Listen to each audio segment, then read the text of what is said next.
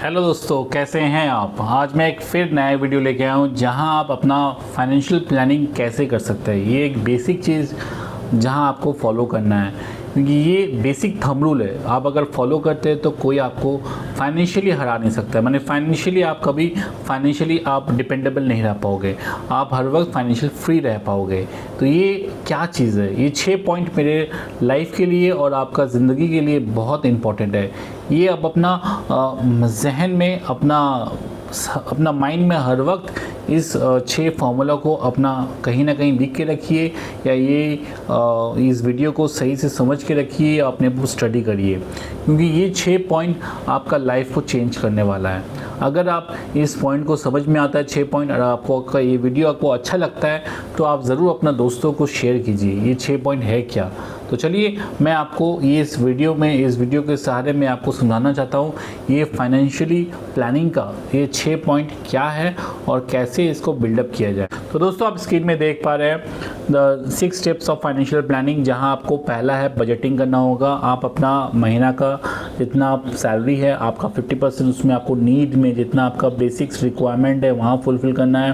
30% आप अपना थोड़ा अपर लिमिट में अपना आप जाके इन्हेंस कर सकते हैं, अपना वांट्स पूरा कर सकते हैं। 20% सेविंग्स में आपको फॉलो करना होगा।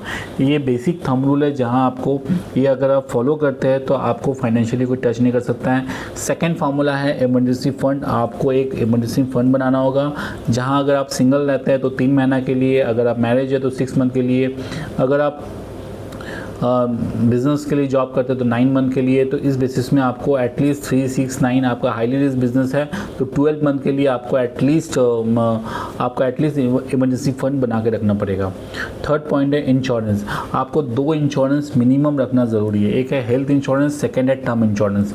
हेल्थ इंश्योरेंस इसलिए करते हैं क्योंकि अगर आपको खुदा ना खास्ता कुछ अगर हो जाता है, या भगवान नहीं चाहे आपको किसी भी परिस्थिति में आपका तबीयत ख़राब होता है, तो आपको एटलीस्ट आपका जितना भी सेविंग्स है वो डिसबैलेंस ना हो जाए, वो ख़त्म ना हो जाए। तो इसके लिए आपको हेल्थ इंश्योरेंस रखना बहुत ज़रूरी है।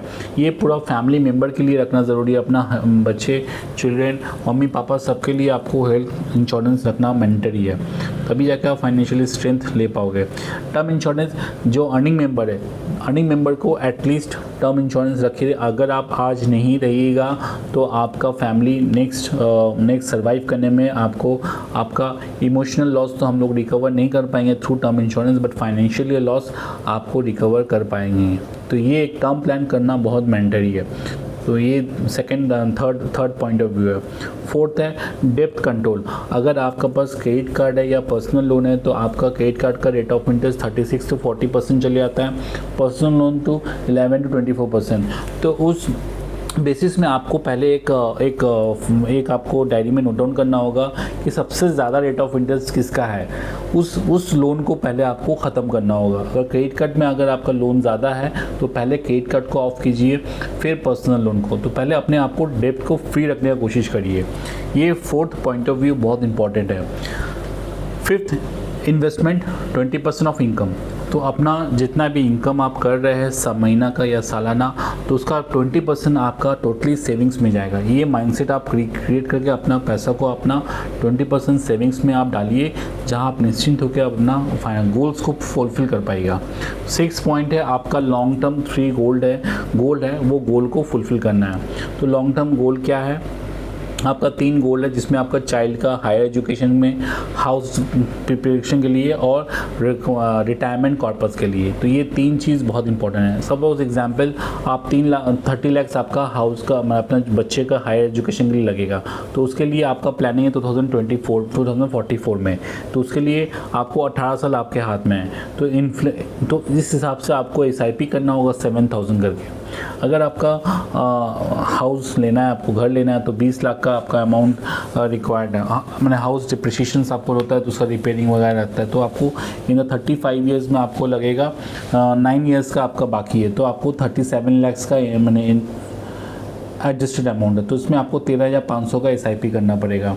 अगर आपको 1.5 करोड़ चाहिए मैंने कॉर्पस क्रिएट करना है in the year of 30 years के बाद 2056 में, तो आपको क्या करना होगा, तो आपको 11 करोड़ का तेरे ऐड लगेगा, मैंने एडजस्ट करना होगा, जैसे रिक्वायरमेंट 11 करोड़ का तेरे। तो इसमें क्या है आपको, इसमें आपको 12,000 का SIP करना पड़ेगा। तो दोस्तों आप समझ पा रहे हैं मैं आपको क्यों ये प्लान मैं घड़ी घड़ी बता रहा हूँ, क्यों समझा रहा हूँ, क्यों ये 6 स्टेप्स फाइनेंशियल प्लानिंग का, ये अपना माइंड में आप उसको स्टक करके रखिए और ज़्यादा से ज़्यादा इसको स्टडी करिए, क्योंकि ये बहुत इंपॉर्टेंट है। बजटिंग, आपको इमरजेंसी फंड, इंश्योरेंस, इन्वेस्टमेंट, डेप्ट control and long term goal, ये अगर 6 पॉइंट अपना हिसाब से आप अगर सजा ले पाए तो आपको, और फाइनेंशियल खुद से ही आप इसको ऑर्गेनाइज कर पाए तो और आपको कोई टच नहीं कर सकता फाइनेंशियल डिसबैलेंस में, प्रॉब्लम में।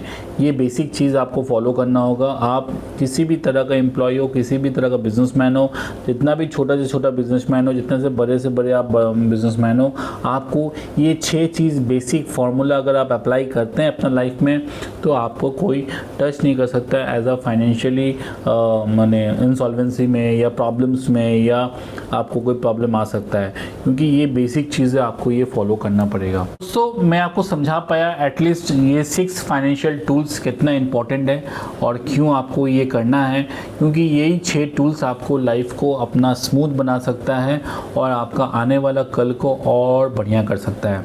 क्योंकि यही प्रॉब्लम्स आपका आ सकता है जब आपका हायर एजुकेशंस या आपको घर लेना है या आपको in the year of 60 years में रिटायरमेंट लेना है। कभी कभी तो इंसान 45 में या 50 में रिटायरमेंट लेने का सोचता है, तो आपके पास कॉर्पस अगर नहीं रहा तो फिर आप कैसे रिटायरमेंट लोगे, आपको लाइफ लॉन्ग काम करना पड़ेगा। तो दोस्तों इस हिसाब से मैं आपको बस एक बेसिक चीज़ फॉलो करने बोला हूँ। ये 6 चीज़ अगर आप फॉलो करते हैं आपका लाइफ बहुत ही स्मूथली चलेगा और कोई दिक्कत नहीं है। बाकी तो भगवान भरोसे रहिए, आगे बढ़िए। तो दोस्तों मेरा वीडियो अगर आपको अच्छा लगता है तो लाइक, शेयर, सब्सक्राइब कीजिए। मैं कोशिश करूँगा ज़्यादा से ज़्यादा वीडियो आप लोगों को प्रोवाइड कर पाऊँ। ओके दोस्तों, थैंक यू, जय हिंद।